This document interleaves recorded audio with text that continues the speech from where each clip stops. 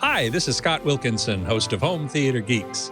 In episode 287, I chat with journalists Chris Boylan, Robert Heron, and Tom Norton about what we all saw and heard at CES 2016. So stay tuned. Netcasts you love. From people you trust. This is Twit. Bandwidth for Home Theater Geeks is provided by CashFly at CACHEFLY.com. This is Home Theater Geeks with Scott Wilkinson, recorded January 14th, 2016. Episode 287, CES 2016 Wrap-Up. This episode of Home Theater Geeks is brought to you by Epson's new EcoTank printers. With Epson's line of SuperTank all-in-one printers, you can print thousands of documents without running out of ink. EcoTank is loaded and ready to print when you are. Visit epson.com/EcoTank to find out more.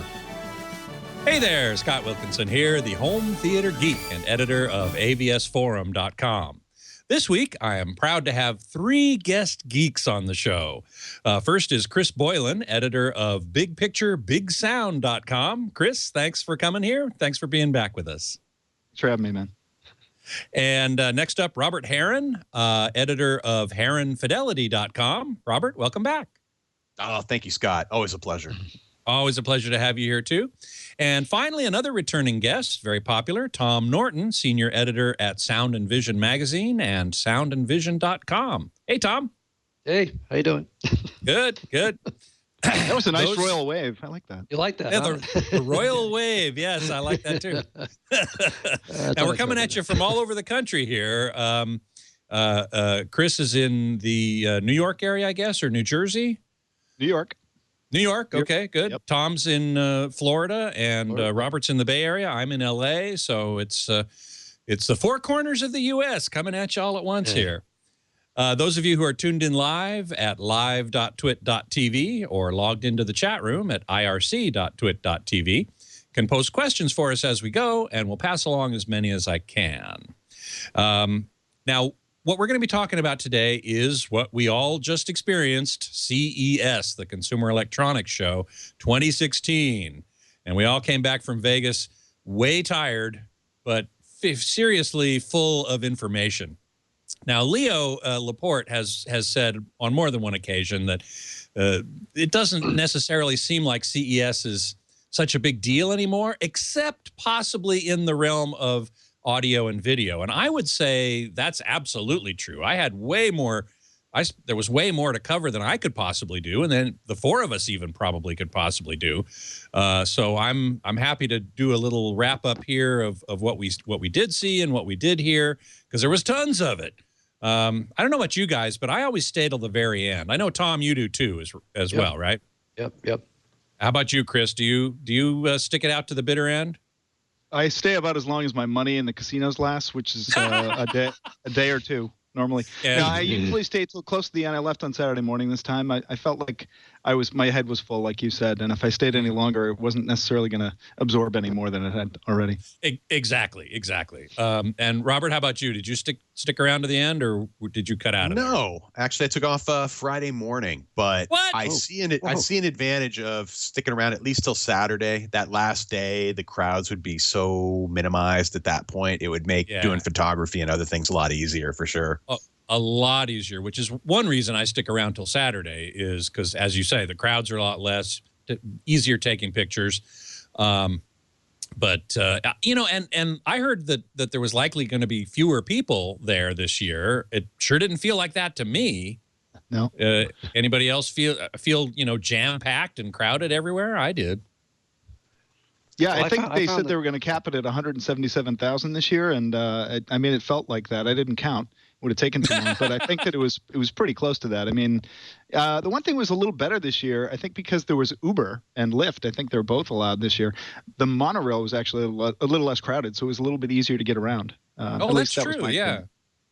And I heard that there were certain spots that Uber and Lyft could pick people up and drop people off, but not sort of anywhere. And at hotels too, it was the same thing. We had we had to make sure we were in the right spot. So, but that did, I think, help. And certainly the cab lines looked as long as ever. So it was it was a challenge. It was a challenge. Okay, let's get into it then. Did any of you go to, I know, Tom, you were there at the Monday night press conference. For heaven's sakes, the press conference is spilled into Monday, and there was a press conference from the Ultra HD Alliance announcing the Ultra HD Premium specification. Tom, you were there. Chris, did you make it to that? I didn't. I heard all about it later, but have somebody who was there cover it. Because good. Excellent. And Robert, I know you weren't there because you actually are probably the smartest of us by staying home and going to all the Tuesday press conferences by way of live streaming. Yeah, that Monday night I was watching the NVIDIA press conference stream live, and that was pretty interesting too. But the UHD Alliance, that's a good topic to start with, considering how important I think it'll be going forward for home theater in 2016. Yep. Couldn't agree more. So the UHD Alliance came out with this specification for high dynamic range, the specifics of it, and wide color gamut, and it applies all to content, to delivery, and to displays. So the entire signal chain. They even came up with a logo that we can show you that, you know, if a product carries this logo, then it is sure to conform to these specifications. Now, what I found really interesting, probably most interesting about the spec, which you guys have all heard, I'm sure, is that there were two different specifications for high dynamic range and what kind of peak brightness and black level needed to be implemented in order to make it work. One was 1,000 nits peak and 0.05 nits black, and the other was 550 or so nits peak and 0.0005 black. Obviously, that was because OLED TVs cannot reach 1,000 nits, and LCD TVs can easily reach 1,000 nits. Chris, what did you think of that kind of difference? Does that make sense to you? I think it really does because, you know, I'm a huge fan of OLED. I wish there were more manufacturers in the OLED game to get some competition for LG. But the point that they've always made about HDR is that it's not about how bright you can get. It's how bright you can get relative to how black you can get. And with, you know, OLED's perfect blacks that, you know, can really, really get deep just by turning off all the pixels, I think it's very capable of HDR. I think your eyes will adjust to the available light in the room.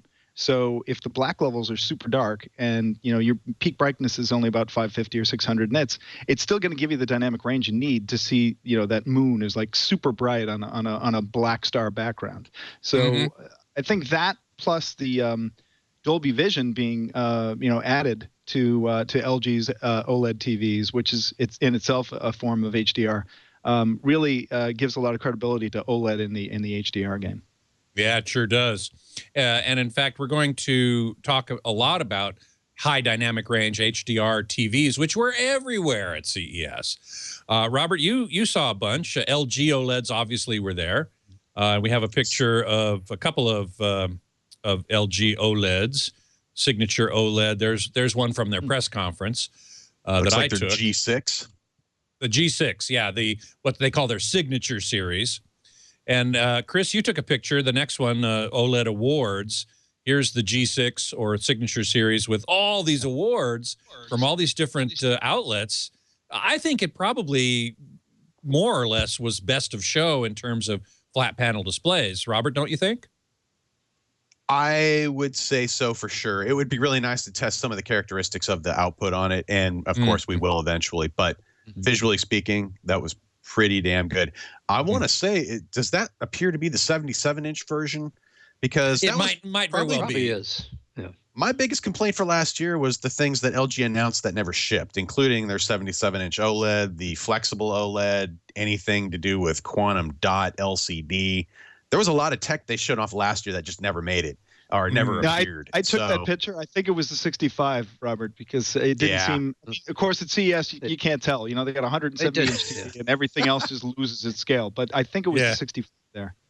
Yeah, they did have 77s on the floor, but some of them were 65 also. And as you said, it's everything looks smaller at the show.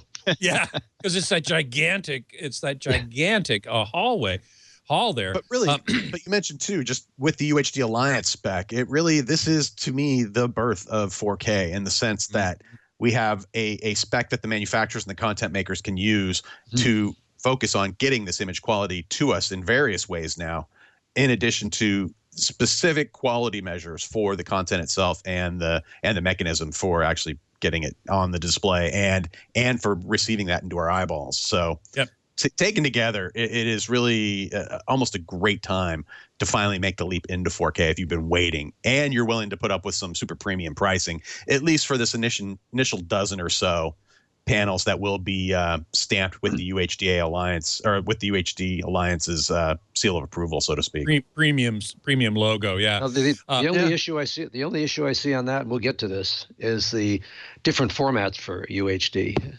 And, yes. Not UHD, HDR. HDR, high dynamic range. Yeah, we're going to get to that in a second, but that's a very good point. Very good point to make. Before we finish with... to jump in. Yeah, go ahead, Chris. One of the things I was a little encouraged by is that you can actually already order Ultra HD 4K Blu-ray discs on Amazon, shipping in March. And the premium isn't that bad. I think the list price may be $49 or something like that. But you can get, like, say, The Martian in an Ultra HD 4K release with a Blu-ray combo pack and a digital copy for, I think it's $29.99. So it's not bad. I mean, there are some Blu-rays priced at that price. So to see the first wave of software at that price, I think it's manageable. Yeah, yeah. There was I think it was it Chris or Robert took this picture of the LG OLED glass back, and I want to show that just because they were making a big deal about, look, it looks like a sheet of glass on the back, and I'm going, well, who looks at the back of a TV, for God's sake? I will say it looks durable, and I liked it, to be honest with you. They could embed art or imagery into that glass as well for things like signage and other applications. But sure, you know what? Glass is as good of a material as any, and the rigidity of it may actually help add a little weight to the overall panel. That generally those things are exceptionally light displays, so maybe that helps protect it and improve its longevity over the long term. I'm curious to see. I suspect because OLEDs are so thin and light, that's one of the reasons they went to curved sets. It gives extra rigidity to the, once they saw they could do it, they said, well, let's put that in LCDs too. And it turned out to be not a big deal, but. Right. Speaking of light and flexible, one of you mentioned flexible OLED, and LG had another, secret backroom demo of total flexibility. Did any of you see it? I didn't. That is an example of their curved signage in the sense that they can do convex and concave shaped panels, which that in and of itself isn't very technically challenging. But the roll-up panels showing off that they can build these displays on a plastic substrate that can be single or double-sided, exceptionally thin, and they weren't being very rough on these panels, but they were curling them up completely, almost newspaper style, and repeatedly, and demonstrating that. So So you did see that secret backroom demo of the flexible roll-up OLED. The videos of it, for sure. Oh, actually, the videos of it. Yeah. Our mutual friend Peter Putman actually showed me his whole roll of film from when he was walking around back in there. So it saved me a trip. Although I will be sure to check out that back room for next year for sure. Yeah, definitely.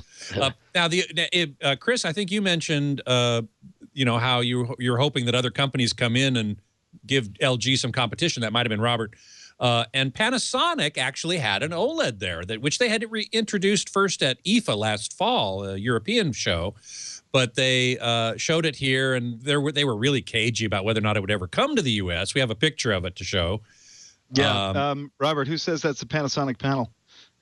I know it's their engineering, and they've gone through it with a fine-tooth comb, I'm sure, but everyone says that's an LG OLED panel, of course.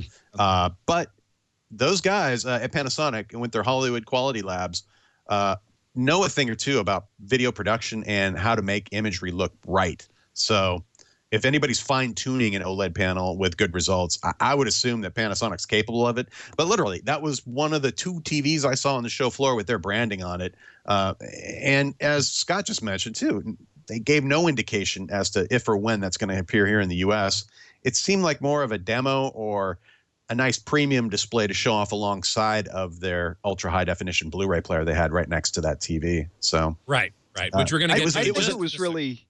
I think it was a hint of things to come. I think that they're making them. I just don't think that they're showing what they're making yet, because I don't think they're quite ready. That's just me speculating. I mean, it could be that they're just going to rebadge, LG panels in a pro line and make some really nice looking professional OLEDs. But I'm still hoping, I'm holding out hope that they're still making them in a back lab somewhere, and they're going to come out and they're going to stun the world with a really killer OLED, and again, get some competition into that market. Last year they had that printed OLED technology as well. I believe that was a demonstration with Sony in addition. Yeah. They were both similar technologies. So that, Scott, you may be right in terms of what they're up to in the back end. I hope there is somebody coming out with another OLED panel tech or a unique one to go up against LG, just to add to the competition, like we're saying. So more the merrier.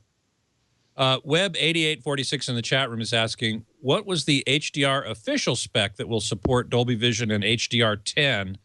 AMD ain't sadly doing that official spec from what Rob and Ryan reported on Twitch. I'm not quite sure I understand that last bit, but that this does bring up the question that one of you mentioned, that we have more than two actually. Technicolor also has one, but we have more than one high dynamic range specification. The open one called HDR10 colloquially, Dolby Vision, which is proprietary. Technicolor has one as well. Philips has one as well. But what we saw mostly at the show was HDR10 and Dolby Vision. And that was another really interesting thing I thought at the show, was that more than one company, including LG, Philips, let me see if I wrote down who else. Philips, and we're going to talk about Philips in a minute because that was very interesting. TCL was there. TCL was there, and they're all doing both. Those TVs were doing both Dolby Vision and HDR10. So regardless of which one of those high dynamic range systems that is used in the content, the TV will be able to reproduce it. And I thought that was really big news myself. I think this is a similar scenario, though, as to say, like with the 3D audio support for formats in AVRs. If one can do, say, Atmos, it should be upgradable to other supported formats. So if one can do HDR10, is there any I imagine there's no technical reason they can't add support for things like Dolby Vision and other formats as well, if it has that initial capability. It may be a licensing or pricing issue, but I suspect it's a licensing issue right now. I suspect it's a licensing issue right now. And a money right issue. Now, exactly. Of the major manufacturers at the show, neither Samsung nor Sony do Dolby Vision right now. Correct. Right. That is correct. Samsung is pretty stubborn on thinking that HDR10 is fine and that's what they're going to use, and it's good. I mean, it looked great. But important point to bring up for people, and we'll get to UHD on Blu-ray. But important point for people to be aware of is that HDR10 is required if they have HDR at all on the Blu-ray. They don't have to have HDR on a UHD Blu-ray, but if they do HDR, it has to have HDR10, and the others are optional. Correct. Chris, what's your thought on this? Well, I think the spec for Dolby Vision is actually kind of open-ended. It can support 500 nits, 1,000 nits, 10,000 nits in the mastering. And there's part of the handshake is the display identifies its capabilities, and then Dolby does some math basically to map the HDR Dolby Vision content to the display capabilities. So I like that idea. I've heard that it doesn't add a tremendous amount of overhead, and I think one of the coolest things about HDR is it's too bad it wasn't on 1080p TVs, because personally I think HDR makes much more of a difference to the picture quality than the number of pixels. But if you get your HDR in Dolby Vision over Voodoo, it will actually step down the bandwidth of the stream, to assuming you don't have enough bandwidth for a full 17, megahertz or whatever the hell it is download. Oh, sorry, I said hell. That's all right. It will step down the resolution from 4K to 1080p and all the way down to 720p if it has to, without sacrificing the Dolby Vision, the HDR content. Wow, so, I didn't know that. That is really cool. It's only when it goes down to standard def to a 480p broadcast, it'll take out the HDR. So you don't actually need the full bandwidth, the full 17 megahertz. Someone's going to correct me in the forum, hopefully, with the actual number. But if you don't have enough in your home internet connection, then as long as you have enough to do 1080p, you're still going to end up getting the HDR broadcast, and it won't remove that until it steps all the way down to standard def. And the really cool thing I learned about at Dolby, talking to the Dolby people, was that Dolby Vision is a dual layer system, base layer and an enhancement layer. And the base layer can be SDR, standard dynamic range, or it can be high dynamic range in HDR10. And so if you have an HDR10 set, like a Samsung or a Sony that doesn't do Dolby Vision, and the base layer is HDR10, it'll show the HDR10 base layer in high dynamic range, and all will be well. It's really pretty cool. Let's see. There were a couple other things I wanted to mention before we got out of here. Well, Tom, you mentioned the Sony, and they had the X930D, which is their 2016 version, and it's got high dynamic range capability. I don't know if we have a photo of it or not. I think we do, that we can show you real quick. They also, and that's an, I asked them if it was edge lit or FALD, FALD, full array local dimming, and they wouldn't say, but it's so thin that it makes me think it's got to be edge lit. And then they've got the X9, I'm sure it is, yeah. But the with some other tech. Full array. Yes, precisely. Precisely. But what was really cool, what to me was the most cool thing in the Sony booth, and I'm sure you guys all saw it, was what they call Backlight Master Drive. And I know I have a picture of that. There it is. Oh, they said you weren't supposed to take pictures in that booth. Yeah, I tried to take a picture. I tried to take a picture, and he waved me off. Said, "No photography, no photography." They did not give a whiff when I was there, so I took pictures of all of that. They were great. That's right. That's exactly right. They actually stopped people from taking pictures and video. By the time I got there on Friday, I was going to have some video taken, and they said, "Nope, sorry, can't do it." So, Chris, you got in early enough, and that was great. That picture right there, though, was from their press conference. From their PowerPoint. They actually sent me that from their PowerPoint on the press conference. So what's really cool about it, as you can see here, they've basically simulated taking away the LCD panel in front of the backlight. And the backlight is FALD, full array local dimming, with well over 1,000 zones. So in essence, the backlight is forming a black and white picture that then gets filtered through the LCD panel and results in super deep blacks, super bright whites. They were talking about 4,000 nits, which is what Sony's talking about. What Dolby is talking about. What they'd like to do in the mastering suite. This isn't a product yet, but it was just a technology demo. But as my Sony guy said, hey, it's just an LCD TV with a different backlight, so it should be relatively easy to make into a product. Chris, you actually got in and got some pictures of it, and you must have been as impressed as I hope, anyway. Yeah, it's I call that the George Bush TV with 1,000 points of light. Anybody remembers that? I don't know, dating myself. But I think it was actually Robert that got the pictures, but I did see a demo and talked to the guy a bit about it, and he did say, yeah, it's basically over 1,000 zones. It seems like each one of the LED backlight elements is its own light source, and it can be independently controlled. So it's not, the pixel level control you get with an OLED or a plasma, but it's probably close enough to get, really good results. And the demo content they were showing looked, excellent on it. So yeah. Robert, how about you? You were the one that got some photos, huh? It was a fantastic demo, and I liked the way they actually did cut out the center of the color filter on the TV they had on demonstration, and right next to it being an actual demonstration model, so you could just A/B it back and forth, looking at that low resolution yet very detailed backlight system in action in real time. And if there is a way to further the image quality of an LCD television that I've seen in the last few years, it's using a full array local dimming system. And the more zones or the more LEDs and the finer the granularity you can provide, it just improves things dramatically. The cost has always been the issue. It is way more expensive to throw all these LEDs in the backlight system and to control them as such. So, that will not be a cheap TV. But but to get that level of brightness, to really take LCD further, they have to do something like that. And you could see in the next couple of years, I think, that might be a demo this year. I think next year there'll be a handful of TVs doing 2,000 or 4,000 nits of brightness, no problem.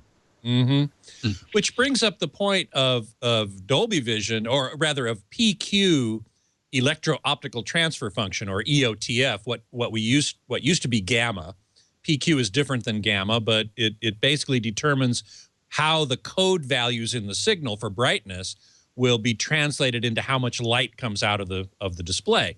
And the PQ curve, which Dolby Vision and HDR10 both use, is fixed to a maximum brightness of 10,000 nits, which nobody can do except for, Dolby in a really, really super custom kind of deal. Even their most expensive and most capable flat panel display, studio monitor, is at 4,000 nits. And so, but I think that what Dolby did was, and what PQ does, is to say, we're looking towards the future. We can't do this now, but we'll still be able to accommodate it as this technology improves over the years. And Robert, your point is exactly right, that next year we might see 2,000, 3,000, 4,000 nit TVs and going beyond that. But and the system will be able to handle that, and that's part of the future proofing of UHD and the use of this PQ curve in particular.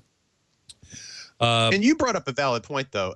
Even at 1,000 nits on a large object on screen, like a lamp or something that's taking up a significant portion of the screen, it is very, very bright. In a dark room, it's almost too bright to actually look at. However, with fine points of detail, like be it a star field, or even a smaller moon, or glinting on an edge, that's where the brightest details possible really do make a visual impact that is, it has to be seen to be appreciated, but it really does add to the viewing experience. And it's far closer, it's one step closer to having that visual display system mimic real life, be it an outdoor scene when you're walking around looking at a car that's well waxed, or a piece of chrome in sunlight. Those kind of scenarios that really TVs can't do, let alone the color palettes that we're now being exposed to with these new systems. They better mimic what we can actually see, and it just goes forward to make a more compelling viewing experience, and without a doubt.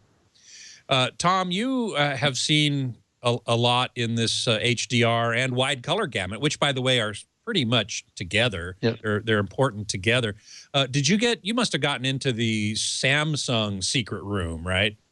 Oh yeah, where they showed their what do they call it? The 1,000 nit display, which actually they claim will do more than 1,000 nits. Yeah, exactly. And Samsung SUHDs SUHD TVs are among the few that already have the Ultra HD premium imprimatur, if you will. Yeah. But one of the thing that I took away from that secret room demo, and I'll ask the other guys if they were there too, was that we're now, as reviewers, we're going to have to relearn how to calibrate TVs, because calibrating a high dynamic range TV with wide color gamut is not as simple as it has been with standard dynamic range, where we always know we want to get to 100 nits, we want to get to 709 color, we want gamma to be a certain thing.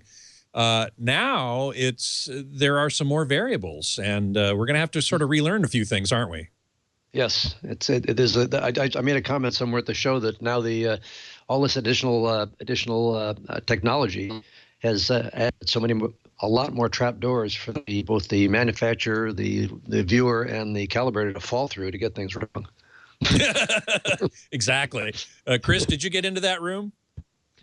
I did. I think Robert would probably be able to talk to this even better, but it used to be we could just calibrate for Rec 709, like you said. Now you actually have to calibrate the set twice, because you want the Blu-ray content to look good, which is mastered for Rec 709 at 100 nits in that color gamut, and you want the 4K HDR stuff to look good as well. So, you've always had to do kind of ISF day, ISF night.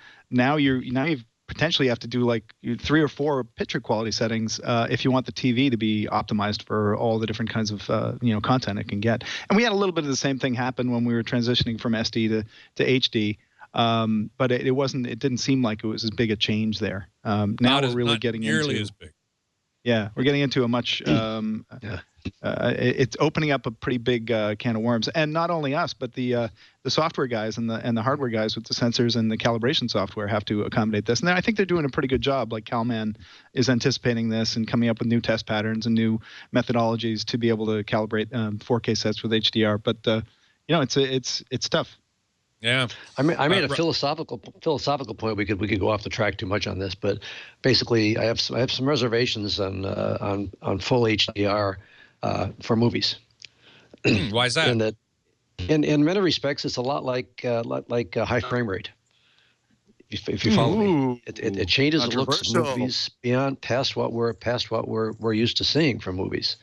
And it's going to put a little bit more of a straitjacket on filmmakers to do things like not switch directly from a dark scene to a scene with a lot of bright highlights. Immediately. Well, I think they just keep sunglasses next to us while watching. That's right. That's right. Yeah. That's a good idea. Yeah, right. They'll hand you sunglasses when you go to a movie theater now instead of 3D glasses. Well, I must admit, there was also a sort of a secret room Sony demo of this backlight master drive thing, where they had an actual 4,000 nit peak in there, and I was starting to squint. Yeah. it was starting to get too much for me, but that was in a black room. Now, a darked out room. Now, Sony was not the only company. I think Samsung also stressed the point that a lot of people don't watch in the dark. I mean, the four of us, yeah, I think we would agree that super fully controlled ambient light is really important, and we watch that way. I watch that way, certainly. But that the general consumer doesn't, that they've got some lights on in the room, and or the windows open or something. And in that case, having 4,000 nits of peak brightness might really be a good thing. It's so needed. Let me tell you, even with Samsung's best TVs of last year, everything except the top of the line JS 9500, in a bright room environment, you needed more light. I was dealing with a window filled room at a client's house with a 9100. They're 78 inch or so. Curve panel. The curve helped a little bit in this room, but honestly, when it came right down to it, you're either using the standard or dynamic mode for a bright room environment, or I immediately go, why didn't you spend the money on this? Why didn't you just step up to the 9500 and have that full array local dimming system that provided even more light output? So when you are dealing with light in the room, more light is how you combat that or deal with it. And I can't wait. And I can't wait till you have an excess of that. Because as we were talking about with the calibration of these high dynamic range displays, one of the first things you have to do is maximize light output and then go from there. And it's kind of completely backwards in terms of how we all learned to calibrate TVs previously, where it was like, reduce the contrast until you see all the detail possible and make sure you're not clipping and crushing. And now it's more about light cannon and then optimize. And and on top of the new hardware. Currently, there are no 4K that I'm aware of. There are no 4K signal generators that do high dynamic range, let alone where you can toggle the metadata stream on and off. That is going to be a useful thing going forward. We're all back to using PCs as source devices, effectively doing 10 or 12 bits encoded within an 8-bit RGB signal. It is a little more challenging. And one thing I did notice, though, in that backroom demo at Samsung was the improvement in off-axis viewing.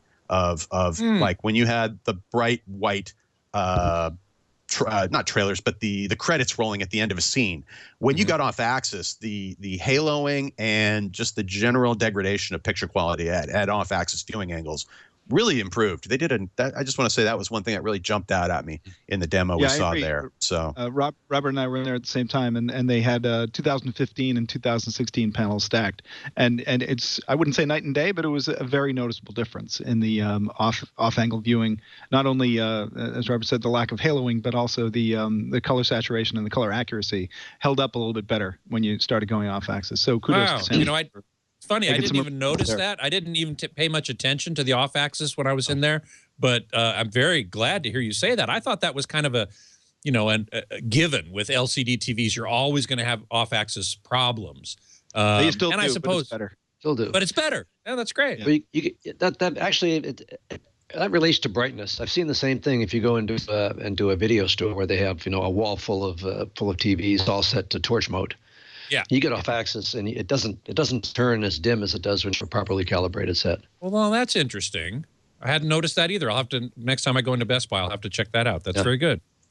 And then to follow up to Tom's point real quick about just how some of this is, in a sense, what you're seeing is really within the eye of the engineer. Samsung also admitted that their intelligent PC engine that they're incorporating into the 2016 TVs, they've actually sampled about 240 movies and they've created a dozen or so profiles. And I believe this is when it's going to do SDR to HDR conversion, but it will, in essence, look at the scene and go, oh, we detect a sun setting or another bright object or a glint of chrome or specific colors. And they are modifying the imagery a little bit, but they were doing it in a way that they were hoping to be faithful to the original content. So I think at least for this up conversion process and maybe for some of the initial look and see of these first few titles that are like on ultra high definition Blu-ray, maybe there will be a little more artistic license in terms of what you're actually seeing until we perfect or better understand the calibration procedures and even understanding what the new format, especially for Blu-ray. Like I'm curious to see how much data they're actually incorporating on these discs. Is it going to be going right to the maximum bit rates and file sizes possible within the new format? Or is it going to be like, oh, this year it's going to be double layer, but next year we're going to go triple layer and be able to do more with that? Right. Well, listen, we got so much more to talk about. We're never going to get to all of it, even in a full hour. But I do want to take a moment right now to thank our sponsor for this episode, which is Epson. Now, Epson's revolutionary EcoTank line of printers for home and office introduce a new age in printing. The new EcoTank ET4550 wireless all-in-one printer doesn't use ink cartridges. Instead, it features an innovative refillable ink tank. It comes with enough ink to print up to 8,500 pages, which is equivalent to about 50 ink cartridge sets. You're loaded and ready to print for up to 2 years. Powered by Epson's leading-edge precision core technology, it delivers high-speed, vivid colors, and laser-quality black text. Plus, auto two-sided printing, a 30-page auto document feeder, and easy wireless printing from tablets and smartphones. All EcoTank printers deliver an unbeatable combination of convenience and value with ultra-low-cost replacement ink bottles. Now you have the freedom to print without running out of ink. Visit Epson.com/EcoTank today to transform the way your home, office, or work group prints. For the best combination of ease and value, turn to the new Epson EcoTank printers. That's epson.com/EcoTank. And we thank Epson very much for their support of Home Theater Geeks. Epson, exceed your vision. And look, everyone gets a printer.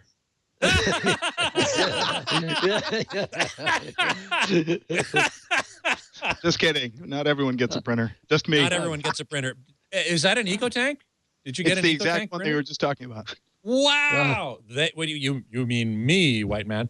No. Well, what do you know? You got an EcoTank printer. I can't wait to hear what you think. That's fantastic. I mean, I love the idea. I just bought a new Epson printer 6 months ago, and it wasn't. This is before they came out with the EcoTank. Now I'm a little ticked. Okay. Doggone it. Yeah, it comes with 2 years of ink. It's crazy. I haven't taken it out of the box yet, but it looks pretty impressive. Yeah, man. That's great. Fantastic. Okay, a couple more video things, and I do want to spend a little time on audio.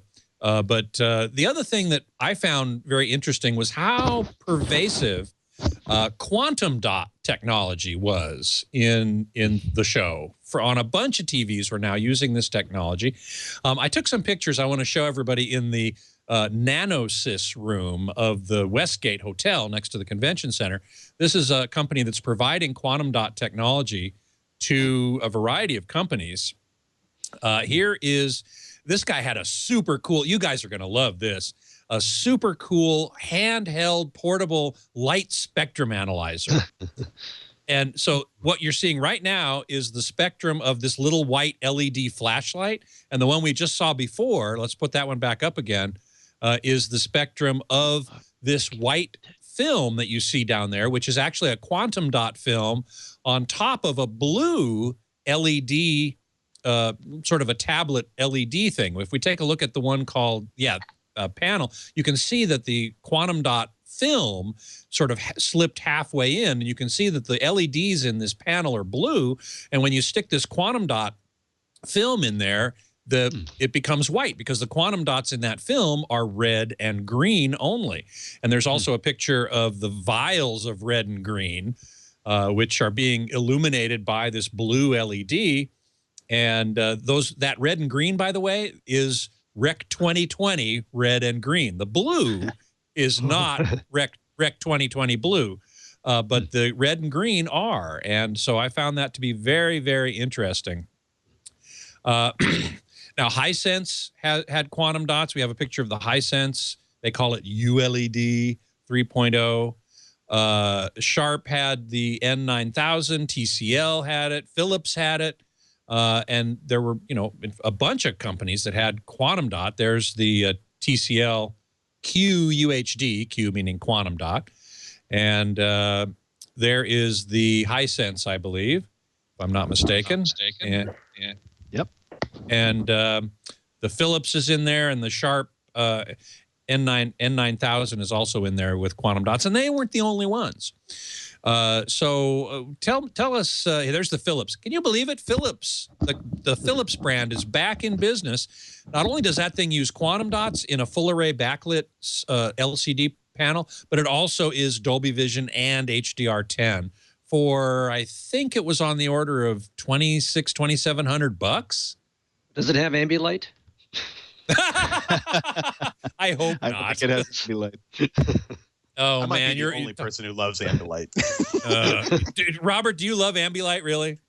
I for the aesthetic appeal, and when they came up with the RGB system that would basically dynamically match to the color on the screen, it was pretty cool. Visually, it does nothing to improve image quality other than create kind of a biased lighting system. But it was nice though, that in the sense that you could also just dial in whatever color you wanted for that in a sense a biased light type setup. But yeah, and that's what I would do.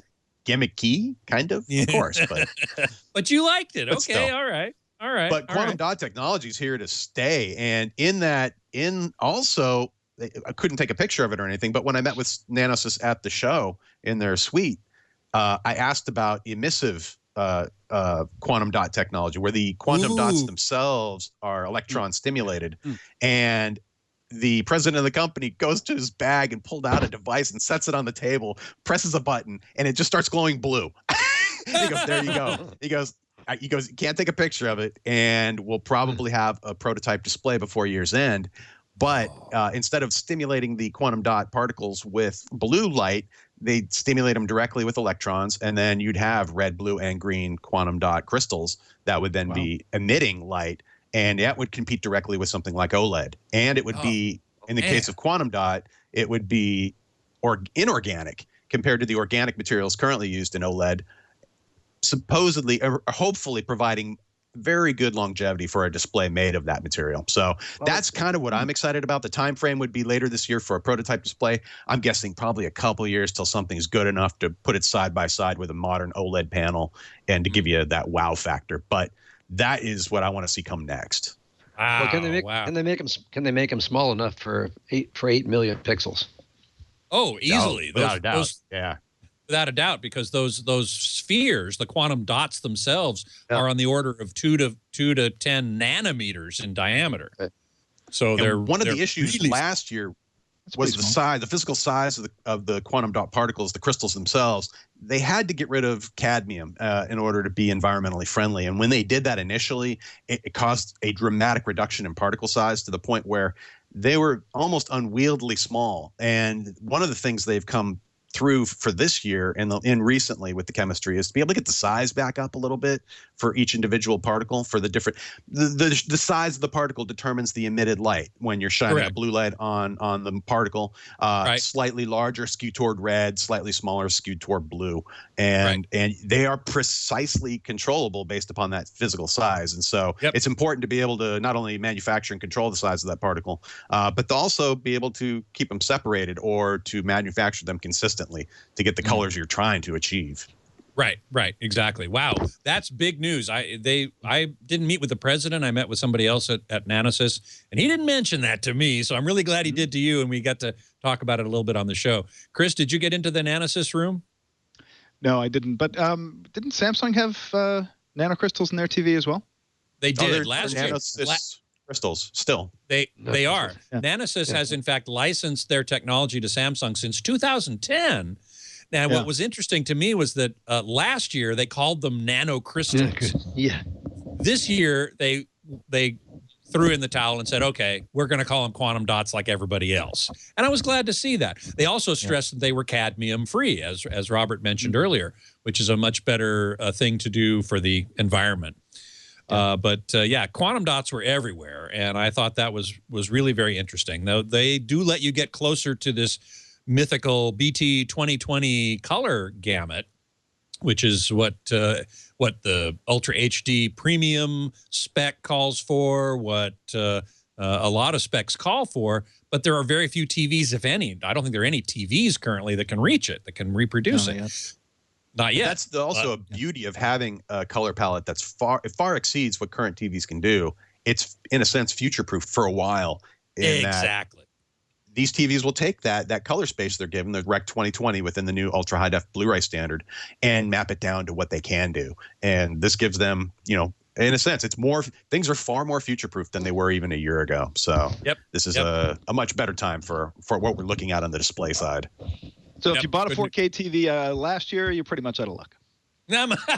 This year, However, I will say Samsung demonstrated their ultra high def Blu-ray player, and in that backroom demo, they were showing how it could help map wider color palettes to existing 4K TVs. And you're not going to get the full, DCI color space, but you'll get something that looks better than compared to connecting a regular Blu-ray player or even a upscaling high-def Blu-ray player.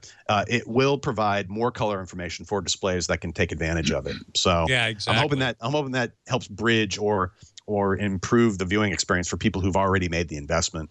Mm-hmm. Yeah, and even without 4K, a Ultra HD Blu-ray player can be connected to a standard 1080p TV, and it's going to give you one of the best quality sources you can get. So you can start buying the player, buying the software now, even if you don't have an actual 4K HDR TV yet. Exactly. And speaking of Ultra HD Blu-ray players, I wanted to touch upon high dynamic UHD content sources with high dynamic range. Blu-ray player, Ultra HD Blu-ray players was probably the biggest story. We have a photo of the Samsung. There were three that I saw introduced there. The Samsung, there's kind of a close-up of it, kind of a basic box-looking thing. Panasonic had one as well, also a kind of a basic box-looking thing. And Philips, which was more of a looks kind of more like a streaming box. The Philips UHD BDP. We should have a photo of that as well. And there it is. It looks almost like a Roku box in a sense. It's kind of half, right? Kind of half sized. But there it is. It's about twice the size of a Roku box, though, because a Roku's even smaller than a Blu-ray disc itself. But it is significantly smaller than a standard Blu-ray player. The other content news, one of the other pieces of content news was the Dish Hopper 3. Now, they've had a 4K Joey, which is the extender for a year or two, but now their main DVR is 4K, and there it is. And so I was really happy to see box. That. 16 tuners. 16 tuners. And it would do a quad split for 4 1080p, or in a sense, you could take your 4K TV and have 4 1080p shows simultaneously, 4 different channels. So if you want to watch every game at once, or if you've got a 120-inch, say, projector, even if it's, hopefully you'll be able to do that even if it's not a 4K display. Hopefully it's any display. You could just do a quad split with multiple channels.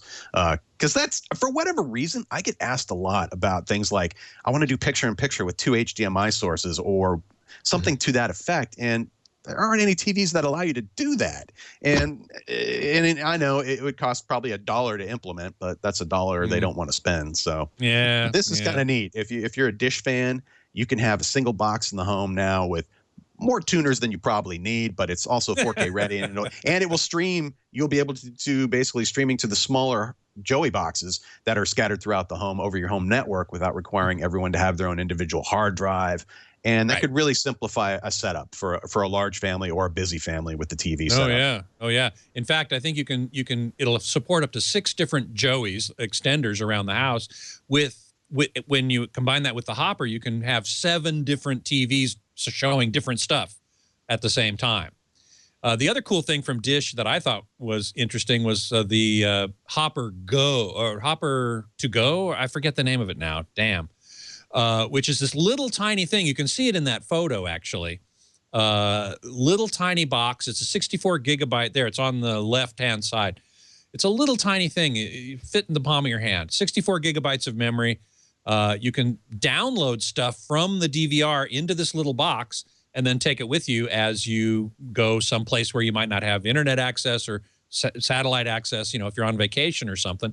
And it'll still support, I think, 4 different devices simultaneously playing off that little box. So how does that work? Is it a little Wi-Fi streaming box? And then you just tune it's a into little the Wi-Fi spot. Yeah, exactly. That's interesting. Cool. Yeah, amazing. Well, let's in the last 10 minutes we have here, let's talk about audio, because we've been spending a lot of time on video, and believe me, there was a lot to talk about in video. But I just wanted to touch base with audio a little bit, because there were some interesting things. Tom, you went to the Venetian quite a bit. What did you see that particularly interested you there in terms of audio? Well, Venetian, of course, it's high-end, mostly high-end audio. Most of the new stuff is insanely expensive. But there were some trends. I saw at least a half a dozen manufacturers that are incorporating or planning to incorporate, or at least thinking about putting Dirac Live room equalization system into their products. A year ago, it was only available in a very expensive Theta processor and some other processors that we're talking $20,000 devices. But right. The Trinnov, I think, and the Datasat. But now it's as you say, it's migrating down into something that mere mortals can afford. Yeah, well, almost mere mortals. I mean, it was interesting that Arcam has several AVR receivers that have Dirac Live in them, but their top of the line is $6,000. So it's semi-mortals. Tom, the Emotiva processor has it as well, and and so does there's a new Emotiva. There's a new Emotiva processor too. I can't think of the model name, but it's a very thin and slim thing they were showing off in the corner in their booth, and that's going to have it also. Yeah. Does it offer direct improvements over something like Odyssey or other technologies that do room audio correction? I guess we get more experience with it. We'll have to find out. Gotcha. Certainly among AVS forum members, Dirac Live is very highly regarded. Good deal. And I don't know the specifics about it yet, because as Tom said, it's kind of been out of my reach. But now that it's coming into the more mainstream, that's going to be really interesting. It is available also in Mini DSP has a couple of outboard room correction products, and that's not quite as expensive either. So, you know, Mark Henninger, my colleague at AVS Forum, who unfortunately couldn't join us today, I'm sorry about that, does have more direct experience with it. And when next time he's on the show, we'll have to talk about that specifically. Speaking of Emotiva, Chris, you were over at the Venetian as well, weren't you, for some? Yeah, I was, and I spoke with Dan Loffman, the founder and chief designer, I think it is, at Emotiva, and he was talking a lot about Dirac Live and how, you know, he believes it's superior to any of the competitive room correction and calibration systems. And I believe there was a 1-year exclusivity agreement with some of the high-end manufacturers that just expired recently, and that's why we're starting to see it on more affordable components. They did a demo in their suite in the Venetian that sounded phenomenal. I mean, I'm a huge fan of immersive audio. I love Dolby Atmos. I love DTS HD Master Audio. But even without that, because their new processor doesn't include that, the pinpoint precision of the sound in that sound field of that 7.1 system, it might have been 7.2. It was phenomenal. It was a really great demo, and it's hard. Like Tom says, when you're going from room to room and you're looking at $80,000 speakers and $40,000 DACs with a tube on top, you lose your sense of perspective. But when you hear a system like this, they had a new set of speakers using the high velocity folded ribbon horns. Or tweeters, not horns exactly. Tweeters, which we have a picture of. It's called Emotiva Air Motive. We have a photo of these new speakers, which I think they look really cool. And they have they're not these, the only ones using them. I mean, the patent on this expired a few years ago, so you see them in the Golden Ear technology, you see them in Martin Logan motion speakers, and now Emotiva's got their own set. And it's a really nice, wide open, transparent kind of sound that you get from these. So it's a pretty affordable system they'd put together, and one of the more impressive home theater demos at the show, I think. Yeah. Also, we can't fail to point out that this new line of speakers from ELAC, above the ones that Andrew Jones has announced in the past year that already are available, then the new line is one step up from that, and I believe it's called the Neo range, NEO. That's what I wrote down in my notes anyway. Actually, no, it's designed by Unify. Andrew? Oh, Unify. Designed by okay. Andrew Jones. Oh, cool. Designed by Andrew Jones. Unify, right. Uni-FI. This is the B5, the first one that they were showing at the show. Which was they just demonstrated in a 2-channel configuration, and man, oh man, it sounded good. Yeah, and the price point on that too was supposedly what, $300 for a pair? No, I think it's closer to 500 for a pair. Okay. Yeah. The debut is down around below 300. That's the first line it came out with last year. But it's worth pointing out that all that driver on top was a concentric driver with a mid-range and tweeter in the center. Which Andrew Jones is a strong believer in, yeah. Proponent of those, yeah, and that's so every speaker in that there's going to be bookshelves, floor standard, and a center channel, and they're all 3-way. Right, exactly. Very cool. I thought that was really great. The Emotiva demo I thought sounded really great. Getting back into the stratosphere, we have to mention the Bang & Olufsen BioLab 90. I didn't get to hear it, so I know Chris, you did, right? I did, and they told me when I walked in, there's the sweet spot. So I just pushed somebody out of the way and sat right in the sweet spot, because when you're listening to $80,000 speakers, you want them to sound their best. They did sound great. A lot of drivers pointing different directions, kind of omnidirectional design, very unique looking. I think we had a picture. I might have given you guys a picture of it. Yeah, there it is. Yeah, those are better than the ones I took. And they were gorgeous. They also unveiled a more affordable wireless single component speaker. But Bang & Olufsen, they of course concentrate on sound, but they also concentrate on ergonomics more than a lot of other companies do. And this isn't specifically about the BioLab 90, sorry, but in the other room, they were showing, I don't know if you remember that old CD player that had a transparent case and it had like 6 CDs. Yeah, I do remember that. System was touch sensitive. It came out in 1995, and that same system can now be a source for their whole wireless music system. So they basically took what had been an analog control code and analog audio, created a little kind of converter box, and now it can speak the wireless digital communication of their new wireless system. And you can play that CD from your CD player that you bought 20 years ago, and now it can go to any of the other wireless B&O speakers in the house. So, and the other thing that they do, it's very cool. When you put the CDs into this system, that particular system, there's an optical sensor. So the CDs are always right side up. Not when they're playing, of course, because they're spinning. But as soon as they stop playing, they land right side up. So it's very good for retentive. It's very that's very cool. Speaking of wireless. Sorry. Go ahead, Tom. Go ahead. I was going to say before people start running out to the B&O dealer to buy those speakers, they should know they're, I think, $75,000 a pair. Yeah, exactly. As I said, we returned a little bit to the high end here. But that I was told, I didn't hear it. I wish I had, because I was told it was one of the best audio demos at the show, just in terms of what it sounded like there. Each one of those drivers is driven by its own amplifier. Each one of those drivers has its own amplifier. That's cool. Partially explains the cost. Yeah. Yeah. Now, speaking of wireless audio, I want to mention Klipsch.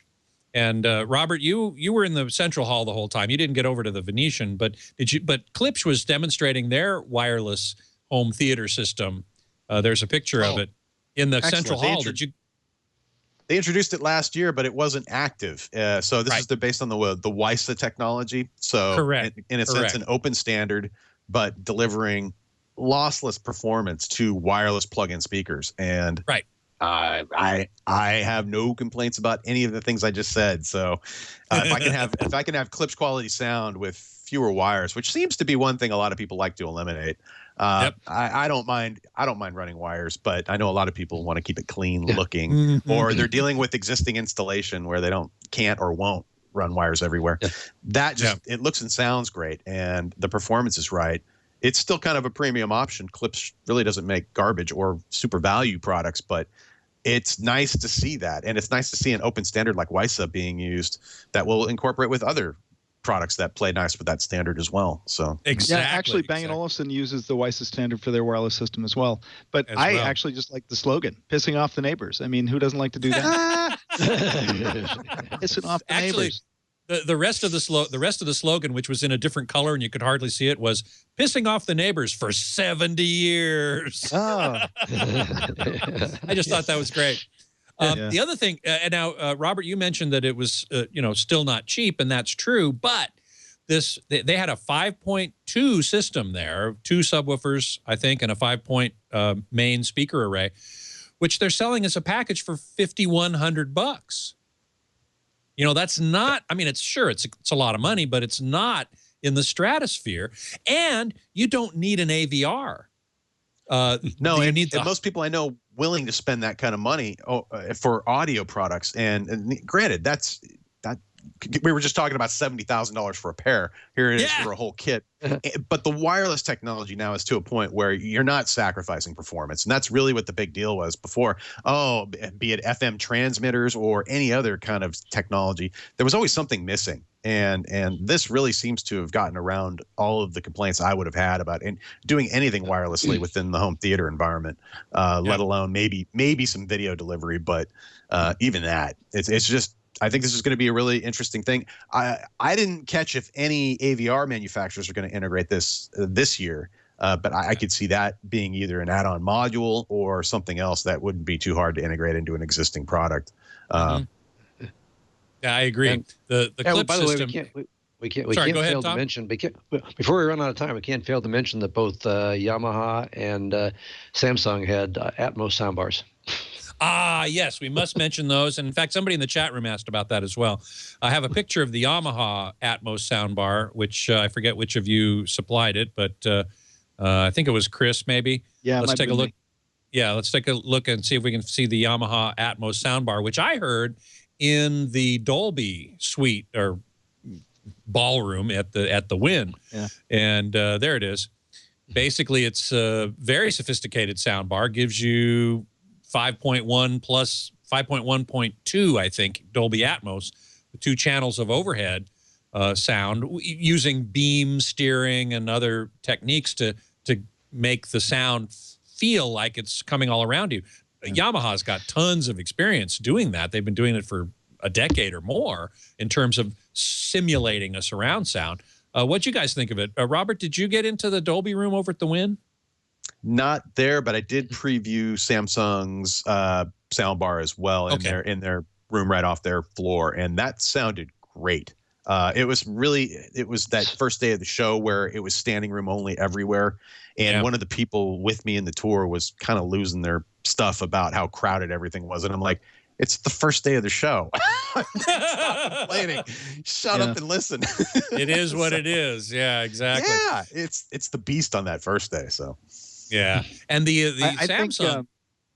Sorry, go ahead. I think soundbars, immersive soundbars, could be the best or the worst thing to happen to immersive sound. Because, I mean, until now, it's generally been high-end gear, well set up to get that immersive sound experience. I've got a Kef Marantz system. It sounds phenomenal. The Yamaha system did sound very good, but, it's only going to work in a certain room because it's bouncing sound off the walls and off the ceiling. The Samsung system is kind of cool in that, they're real wireless rear speakers that have upward firing speakers for the back, and they have upward fired speakers in the front. But I can just see these systems not being set up optimally. Mounting maybe the soundbar underneath the TV, and it doesn't have enough room for the bouncy speakers to point out to the ceiling. And I can imagine some people's experience with immersive sound, the first experience with immersive sound, not being as impressive as it is with today's gear. I mean, particularly, my parents put their surround sound speakers next to the TV because that's where we put them, honey. They're not really taking the attention and putting the effort into setting the system up optimally. They live in Georgia. Otherwise, I would set it all up for them, believe me. Right. That's the only thing I'm a little worried about is when you have this really, low price point, although they're not low price point yet. They're $1,500 soundbars. Samsung didn't have a price yet, but they said it was going to be in that range, and the Yamaha one is $1,500. if they're set up carefully and, if they can be calibrated and they're calibrated, it could be a good thing for immersive sound. But I'm worried that some people might, it might sour their impression. Oh, Dolby Atmos. I heard that on a sound bar and it didn't blow me away. We'll see. See what happens. Good point. Tom, what did you think of my Yamaha endorsement, but that's okay. Tom, did you hear either of these sound bars? What'd you think? Yeah, I heard the Samsung. I wasn't as impressed with it when I heard it, but there weren't too many people in the room. It might have been that it was a pretty lively little space they had it in. So with only a couple of people in there, probably didn't absorb enough sound. Sounded too lively. It did, and the dialogue didn't really stand out very well on that one. I thought it was a little muffled. I think, it's not in production yet, so I'm hoping the production version sounds better. I didn't hear a lot of artifacts in the Yamaha system. It did sound, I would say very good for what it was in a single-piece soundbar. Yeah, I agree. One last thing about audio before we wrap up here, and I was quite surprised at Panasonic and Sony both showing vinyl turntables. Yeah, that was amazing. That was amazing to me. We have photos of both of them.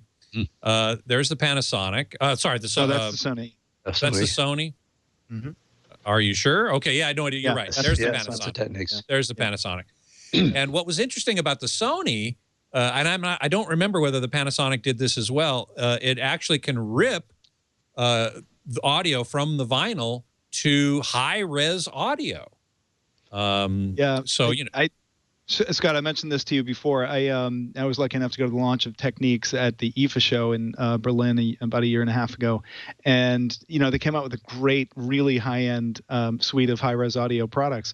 They're a smaller system with some bookshelf speakers that sounded great, and then a much larger system in the $60,000 or $80,000 range. It's very expensive, but it was nice to see the brand back on the market. Techniques is a brand that a lot of people have an affinity for from the 70s and early 80s. And the engineers asked me, well, what should we do next? And I said, well, I think you should do a turntable that rips to high-res audio. And I guess Sony must have been spying on the meeting because they're the ones who came up with it. And Panasonic just has a regular turntable, which it's a great-looking turntable, and it really sounds great, too. I heard it in the demo suite at Venetian. But I think they're missing an opportunity there. I think being able to rip to high-res audio makes the vinyl portable in a way that you're not really losing anything to, digital sound and MP3, lossy compression. So, maybe they'll add that in the future. But for now, it's just a standard direct drive turntable. It doesn't have the rip to high-res audio feature that the Sony has. Well, I think the Panasonic they're selling into the audiophile market that ripping vinyl to digital is like the sacrilege. The devil. Sacrilege. Yeah, sacrilege. That by the way, that Technics turntable is $4,000. Yeah, I think that's the special edition one, the limited serialized one. It's going to be cheaper. They're only making 1,200 of them. They're making a standard edition. They didn't really reveal the price on that, but I'm assuming it's going to be less. What's the difference? They just took the special edition badge off it? No, actually, I think the tone arm is magnesium on the special edition, and it's aluminum on the standard edition. I think there are actually some differences in material. Okay. Interesting. And there's a serial number, right? There's a plaque on the fancy one. Well, right in the front. Yeah, that's worth $1,000 right there. Right there. Yeah. Exactly. Okay, so now let's finish up here. I would like to get from each of you your pick for the best image at the show and the best sound at the show. Chris, let's start with you. Oh boy, put me on the spot. I'm sorry. The B&O system did sound amazing. I mean, really amazing. But at $75,000 to $80,000, it's hard for me to pick that, as something in the real world. I really like the sound of Sandy Gross's speakers, the Golden Ear, and he had an improved version of their towers. And for about I think $2,500 a pair, they have some powered towers with powered subwoofers that they've just enhanced a little bit. They have that folded tweeter, the high velocity folded ribbon tweeter. And I think in terms of real world pricing around, like $2,500 a pair, they sounded great. Best image, I would say I've always had a sweet spot for OLED, and this show didn't disappoint me. I think the Signature Series OLED, from the limited time that I spent with it, had the best looking image at the show. Okay, very good. Robert, how about you? On the TV side of things, it is hard to deny the appeal of OLED, and that OLED temple right when you walked into LG's area. It was amazing. It was so dark in there, yet when the imagery started, there was no backlight bleed or anything you'd associate with an LCD. That right there, there was imagery flying around that room as one solid tiled display that was just gorgeous. Really nice presentation. However, over at the Optoma booth, they were demonstrating a single chip DLP RGB LED projector prototype. Ooh. That even in its chunky state, there was not even a real case on it or any. Yeah, there it is. Awesome. That really pleased my eyes. I cannot wait to see it. In 2015, I looked at LG's PF1500, which is a single chip DLP 1080p smart projector with RGB LED illumination. And all I wanted was something brighter and with better optics and with more inputs. The smart side of things, that's always cool. I never thought I would say that I wanted a smart projector until I actually had one. But if Optoma can get that part out with true 4K resolution, an RGB light engine with LED light engine that is as robust. They claim 20,000 hours. I haven't talked to anyone who's actually had one of these LED-based light engines burn out yet. So at least 20,000 hours and with adequate illumination. And the demo I saw was plenty bright. That really had me excited. And I'm hoping to see more affordable RGB LED projectors, because up to this point, from some of the great manufacturers out there, they're just very, very expensive. Like Digital Projections RGB LED projector. It is sublime, but it's in the six figures. Exactly, and those projectors are capable of very expanded color palettes, and especially with red. That was one of the primaries that really just stood out to me, even with the current gen technology. So, props to Optoma. Hopefully, they get that out sooner. They also had a series of 1080p projectors at 720p prices. So they've got a lot of good stuff going on the projector side that I'm really looking forward to seeing for 2016. Yeah, I agree. I agree with you on the Optima prototype that they were showing there of the DLP 4K single chip DLP, which is Texas Instruments showed it to us at CEDIA last fall, and here it is going to be a commercial product. Optima talked about it. They didn't have a price point on it or a delivery other than saying it's going to be sometime this year. Okay. So it's not total vaporware. It's just in a fairly early stage of development. And that looked very interesting to me, too. It looked really good as well. But before I give you mine, Robert, you didn't hear a lot of audio at the show, but did you hear anything you particularly liked? I'm a fan of what Riva Audio does for portable audio. Their Bluetooth Turbo X speaker really impressed me last year. They did an updated, smaller model that fixed every little niggling thing I could think of with the Turbo X, called the S model. And then they demonstrated an upcoming product that's a little larger, a little beefier, made for indoor-outdoor use, and with wireless technology so it can stream all your favorite sources. They're going directly after someone like Sonos. And the demonstration, these folks are as committed and dedicated to reproducing audio accurately as any company. Yeah, right there. Right in the middle, that middle box with the glass of water sitting on top of it. Yeah, wasn't that amazing? They cranked that thing up with, I think we were doing a Bluetooth stream to it as well, with just audio on one of the engineers' phones. And the balance of that box produced almost no vibration at all. There was just a hint of ripple on the top of that water as it filled the room, and it frankly sounded fantastic. And this was with some really critical listening soundtracks too, where you had fine instruments, and in addition to a little rock and roll. And the leader, or the spiritual leader of that company is an icon within the music community. And it was just it was a fantastic thing. I really look forward to checking that product out, especially if they can hit the price point they're doing. That's going to be something to really consider for portable home audio, especially if you're come summertime when you want to drag something out back and you don't have an audio system out there, or you just want something to plug and play within the home. I was super pleased with what I heard. I totally agree with you. By the way, that's the spiritual leader of that company is Ricky Farr, who was on my podcast. If those of you who didn't see that podcast, you should go back to it, because it was like an hour and a half of him telling stories about his career, which was amazing. Just amazing. That's an interview worth listening to. That guy just is an immensely, I don't know, a cool person, but just he has seen and done a lot, and it's fun to talk to somebody like that. Yeah, and he's so dedicated to quality, musical quality, and it shows in the products that he showed there and that he's come out with already with his company. Yeah, those are very interesting products. They sound great. They also provide their own Wi-Fi hotspot, so you don't even need to be in a Wi-Fi network in order to use them. Multiple speakers, multiple sources. It's really, really remarkable. Okay, Tom, your turn. Best image, okay. Best sound. I'll give you 2 for best image. I shouldn't do that, but one I just like to second the recommendation of the opening booth at the LG where they had all the OLEDs in the closed room. How'd you call it? OLED cathedral. Yeah, or temple. Yeah. I'll definitely second that because I sat through that demo at least 10 times. And, it wasn't long. It was like a minute long, but sure, but I couldn't get out of there.